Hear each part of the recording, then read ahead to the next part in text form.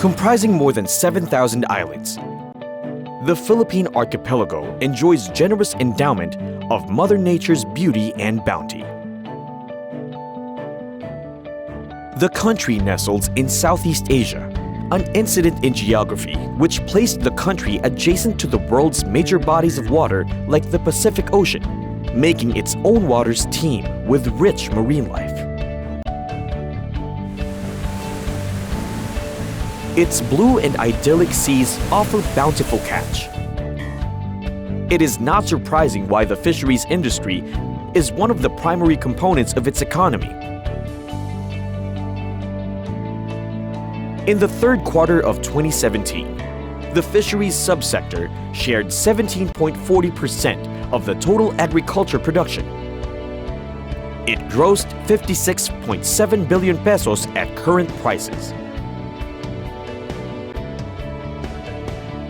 With its vast fisheries and aquatic resources, local populace in the coastal areas is highly dependent on the fisheries industry. The increasing economic demand, however, for fish and fishery products brought about by the growing population bred serious threats of illegal, unreported, and unregulated or IUU fishing. Thus, the whole fisheries resources have become vulnerable to misuse and abuse. Too much fishing pressure left some of the country's fishing grounds in ailing state. To address this pressing issue, the Philippine government through the Department of Agriculture, Bureau of Fisheries and Aquatic Resources under the Duterte administration has created innovative platforms for conservation of marine resources and freshwater fish habitats like lakes and rivers. Well, basically, we are following the instructions of the President Duterte, who said that it is his moral obligation to provide available and affordable food for the Filipinos. It's quite a complicated mission, simply because for food to be available, you have to produce a lot of it. For food to be affordable, it must be priced low, or you have to empower your people financially so that they can buy. So we're looking at agriculture now not only in the context of producing food, but also in the context of addressing poverty in the countryside. So we talk about rice productivity instead of rice sufficiency. We talk about sustainability instead of subsidy. You have to understand that for so many years, our fishing grounds have been overfished, abused, and neglected. So right now, what we are trying to do is first conservation, and then protection, and then repopulation. These are the things that we're doing right now. And we do this by ensuring that there will be strict enforcement of fisheries laws, especially against destructive fishing and illegal fishing. And also we are implementing a program where we are helping our fish farmers develop aquaculture. And also we are repopulating our lakes, rivers, and creeks with fingerlings so that we'll be able to bring back the supply of fish in the freshwater areas of the country. A brainchild of Agriculture Secretary Manny Piñol, the Malinis at Masaganang Karagatan, or Clean and Abundant Seas, for example, is now on its second year of implementation as the national search for the country's most outstanding coastal community.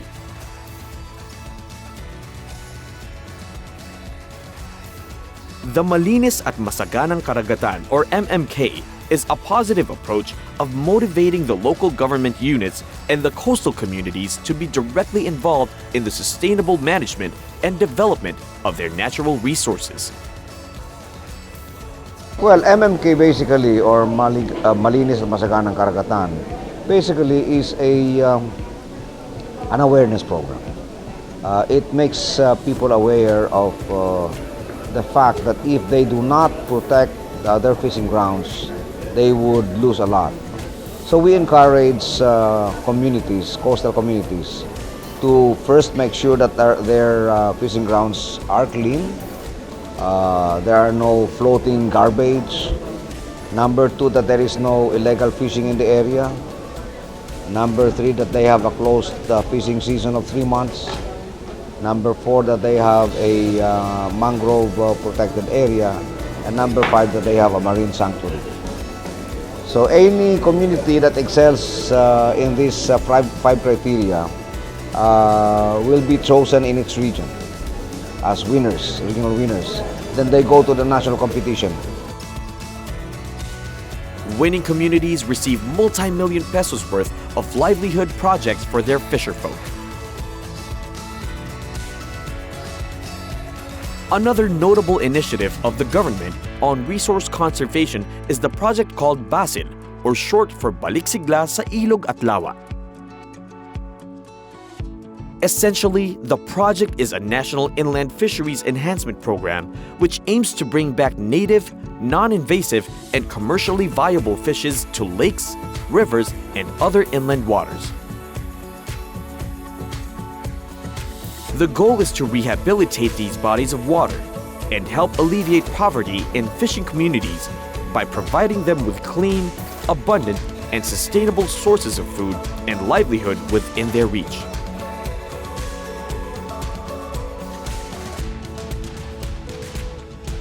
The President Duterte, is fully committed to change things in this country, for the better, of course.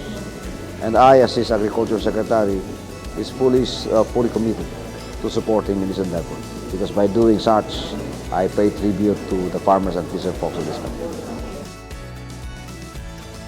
We are really in full support of the program of the Department of Agriculture and Fisheries under the leadership of the Secretary Manny Pino. And of course, it reflects to the program really wanted by the President. That is, it is his moral obligation to feed the Filipino people through the agriculture, affordable and available food for everybody. MMK and BASIL are just part of the overall efforts of the Philippine government through the Bureau of Fisheries and Aquatic Resources of the Department of Agriculture to rehabilitate, if not totally bring back, the country's fisheries and aquatic environments to their original state.